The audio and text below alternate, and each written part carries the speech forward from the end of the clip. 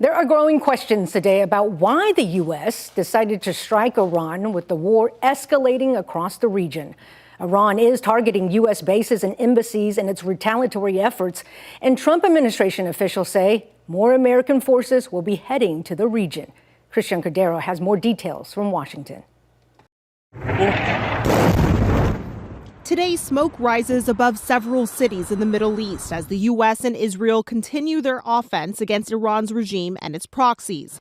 The American death toll is rising. The Pentagon says 6 U.S. service members have so far been killed in Iran's retaliation.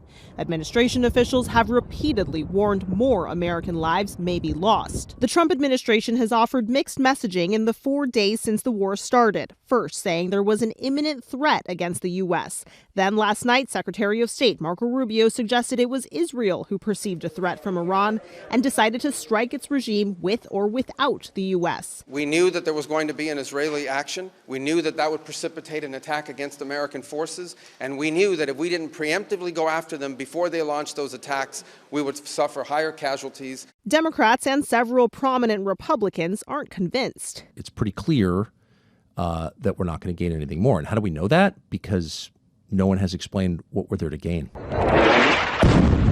The scale of the strikes has led to chaos for civilians across the region. This commercial airplane is seen taking off from Beirut, disappearing into the smoke as it billows over the city's skyline. The passengers on board are among the relative few who can get out. Shekinah Lee from Chicago is stuck in Dubai, where she was on vacation when the strikes began. So being here in the Middle East, miles and miles away from my home, I'm just overwhelmed. I'm anxious, I'm scared, and I'm desperate to get home.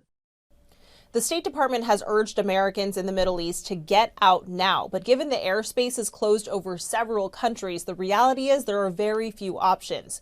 U.S. Ambassador to Israel Mike Huckabee pointed to one of the options, a bus that goes from Israel to Egypt and then catching flights from there. Christian Cordero, ABC News, Washington.